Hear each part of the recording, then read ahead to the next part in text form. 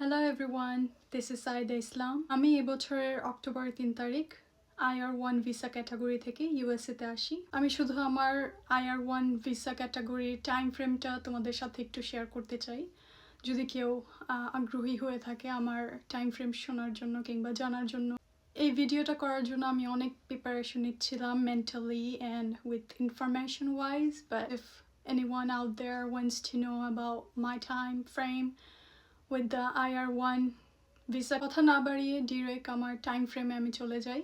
আমার বিয়ে 2022-এ হলেও আমি জুনের 30 তারিখ 2023 আমার কেস USCIS-কে সাবমিট করি। কেস সাবমিট করার পর তারা একটা নোটিশ পাঠায় আমাকে যে তারা আমার কেসটা বুঝে পেয়েছে আর তারা কোনো পদক্ষেপ নিলে অবশ্যই আমাদের ইমেল করে জানাবে। যারা কেস অ্যাপ্লাই করে তারা জানে নোটিশ পাওয়ার পর অনেকটা সময় তারা কোনো ইনফরমেশন পায় না তাদের কেস কোথায় আছে, কি হচ্ছে তাদের কেসের সাথে। এটা খুবই একটা ট্রমাটাইজিং একটা জিনিস। আপনার কেস শুধু আপনি অনলাইনে দেখতে পারবেন কি হচ্ছে না হচ্ছে, বাট তারা এক্স্যাক্টলি বলে না আপনার কেসের সাথে কি হচ্ছে না হচ্ছে unless they actually a decision on your case.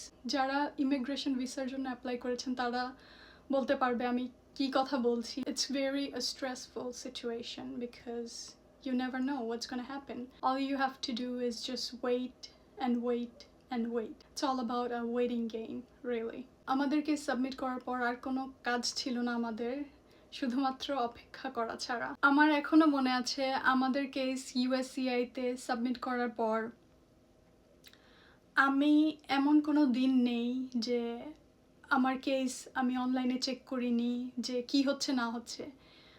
Pretty much every day, at least once in a day, I would keep checking my case, what's going on, if they take any action. তারপর অনেকটা সময় অপেক্ষা করার পর আমাদের কেসে প্রথম actively review হয় নভেম্বরের 9 তারিখ 2023।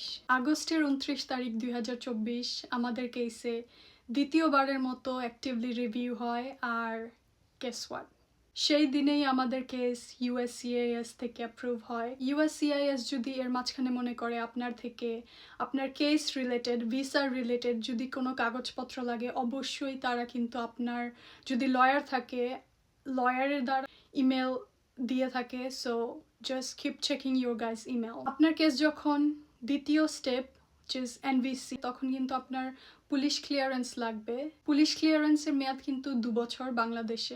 এনভিসি স্টেজে আমি আমার পুলিশ ক্লিয়ারেন্স আমার লয়ারকে দিয়েছিলাম, যেটা কিনা এনভিসির ওয়েবসাইটে আপলোড করেছিল। যে সময় আপনার কেস এনভিসিতে যাবে, আমি ভুল না করে থাকলে আপনার petitioner recent tax return file যেটা আছে সেটা লাগবে। আমাদের কেস সেপ্টেম্বরের 2 তারিখ 2024 এনভিসি স্টেজে পৌঁছায় আর ডকুমেন্টারিলি কোয়ালিফাইড হয় নভেম্বরের 6 তারিখ 2024।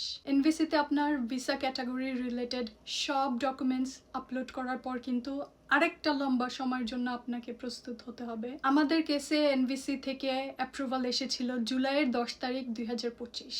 এনভিসি কিন্তু আপনাকে ইমেল করবে যখন আপনার কেস এনভিসি থেকে অ্যাপ্রুভ হয়ে যাবে। আপনার কেস অনুযায়ী আপনাকে কি কি করতে হবে, কি কি আপনার লাগবে, এনভিসি কিন্তু সবকিছু বলে দিবে ইমেলের মাধ্যমে। এনভিসি যখন আপনার কেস অ্যাপ্রুভ করবে সেটাই কিন্তু হবে আপনার ইন্টারভিউ লেটার। আর আমি আমার ইন্টারভিউ ডেট পেয়েছিলাম এনভিসি থেকে সেপ্টেম্বর 3 তারিখ 2025। যদি আমি ভুল না করে থাকি এনভিসি থেকেই তারা আপনার ইন্টারভিউ ডেট ঠিক করে দেয়, unless you have another criteria or another thing going on in your case. I guess that's pretty much it. I just wanted to make a broad detailed video about my case time frame. American Embassy te IR1 related যে সব বিয়ের documents লাগবে আমার কিন্তু সেটা নিয়ে একটা already video আমার প্রোফাইলে আপলোড করা আছে। বিয়ের কাগজপত্র সংক্রান্ত কোনো প্রশ্ন কিংবা জিজ্ঞাসা থাকলে কিন্তু আপনারা আমার সেই ভিডিওটা দেখতে পারেন। And I'll be posting more videos about my medical, my interview journey, everything gonna be up there. Just keep checking me out. Hope this video is gonna be helpful. আপনারা যদি এই ভিডিওটা শেয়ার করে থাকেন অবশ্যই কারো না কারো প্রয়োজন হতে পারে। আপনাদের যদি আমার কেসের টাইম ফ্রেম সংক্রান্ত কোনো জিজ্ঞাসা থাকে অবশ্যই আমাকে কমেন্ট সেকশনে জিজ্ঞাসা করতে পারেন কিংবা just give me a text or an email would help. Thank you so much for watching this video and yeah, I hope I will catch you in the next one. Thank you.